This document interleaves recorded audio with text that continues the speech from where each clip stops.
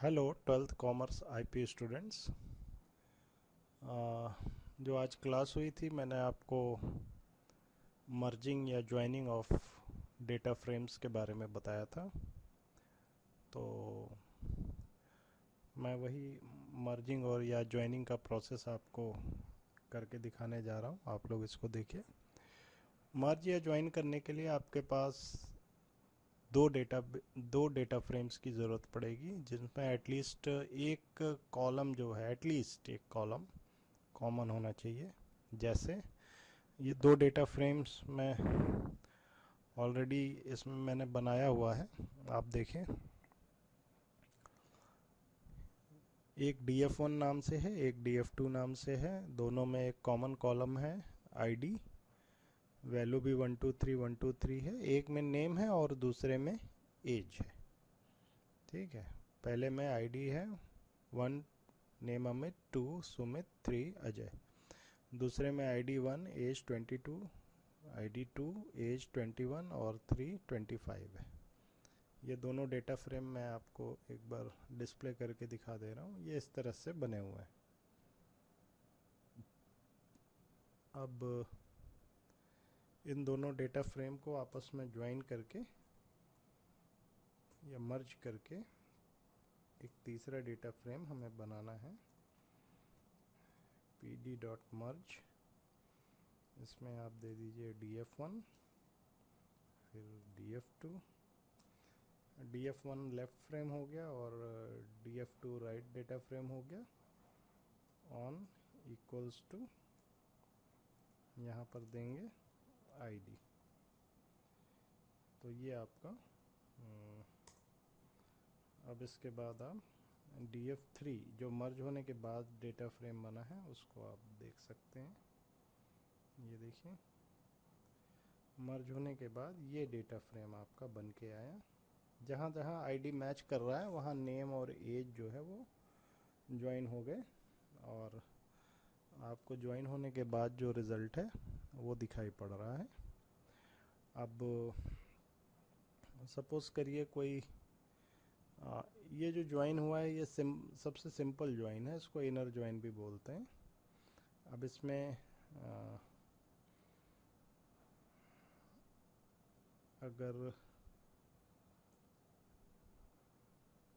1 2 4 और उधर 1 2 3, तो आप देखिए 1 और 2 मैच कर रहा है वो ज्वाइन हो गया, 3 और 4 नहीं मैच कर रहे हैं वो नहीं ज्वाइन हुए।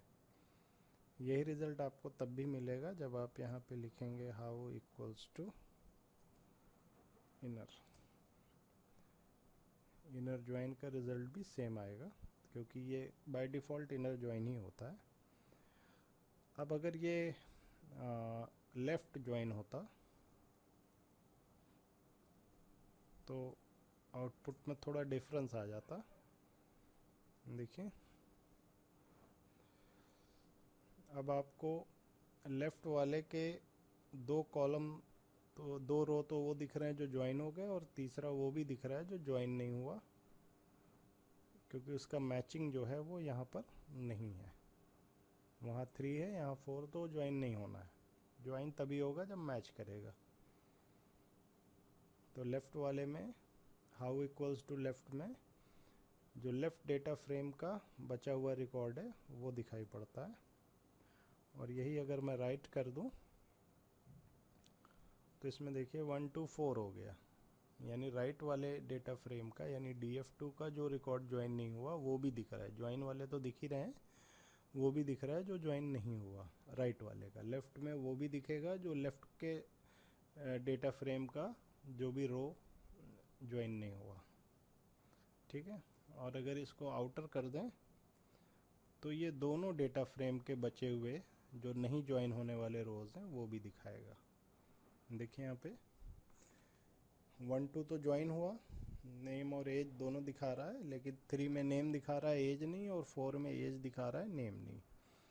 क्योंकि 3 वाले में नेम है उसका मैचिंग एज नहीं है, और 4 वाले में एज है उसका मैचिंग नेम नहीं है। ठीक है, तो इस तरह से आप एक मीनिंगफुल दो डेटा फ्रेम का मीनिंगफुल मर्ज या ज्वाइन कर सकते हैं। कॉलम आप इसमें बढ़ा भी सकते हैं, जैसे एज के अलावा आपने एक कॉलम और ले लिया सैलरी, दोनों में से किसी में भी ले सकते हैं। और सैलरी में आपने 2000, 3000 और 1500 ये दिखा है। तो ये आपको पूरा दिख रहा है। अब ये दोनों डेटा फ्रेम इस तरह से ज्वाइन हुए। ये आउटर ज्वाइन है। अगर इनर होता तो सिर्फ जो ज्वाइन हुए वो दिखाई पड़ते हैं। उनका नेम पहले डेटा फ्रेम में है और एज और सैलरी दूसरे डेटा फ्रेम में है, आईडी दोनों में कॉमन है। ठीक है। तो और अगर ये तीनों मैच करता तो तीनों दिखाता, अमित, सुमित, अजय, और तीनों का नेम, एज और सैलरी दिखाई पड़ेगा आपको इस तरह से। ये इनर ज्वाइन है। बाय डिफ़ॉल्ट यही होता है। अगर आप कुछ भी नहीं लिखते तो भी आपका output same as inner join आता है। तो ऑन में वही कॉलम दीजिए जो दोनों में कॉमन है। हाउ में इनर, आउटर, लेफ्ट और राइट, ये चार में से कोई एक ज्वाइनिंग आप करा सकते हैं। ज्वाइनिंग के लिए बस ये ध्यान रखना है कि दोनों डेटा फ्रेम में कोई कॉमन कॉलम होना चाहिए। ज्वाइन तभी होगा जब उनकी वैल्यूज़, कॉमन कॉलम की वैल्यूज़ मैच करेंगी। पहले डेटा फ्रेम में भी हो वही वैल्यू और दूसरे में भी हो, नहीं तो फिर आपको ज्वाइन कुछ नहीं होगा। बस लेफ़्ट में, राइट में और आउटर में बिना ज्वाइन होने वाले रिकॉर्ड्स आपको दिखेंगे। ज्वाइन होता है कुछ तो ज्वाइन होने वाला तो आपको इनर, आउटर, लेफ़्ट, राइट सब में दिखेगा। इनर में क्या होगा, सिर्फ ज्वाइन होने वाले दिखेंगे। आउटर में क्या होगा, ज्वाइन होने वाले भी दिखेंगे और दोनों डेटा फ्रेम के जो बचे हुए रिकॉर्ड्स हैं, रोज़ हैं, वो भी दिखाई पड़ेंगे।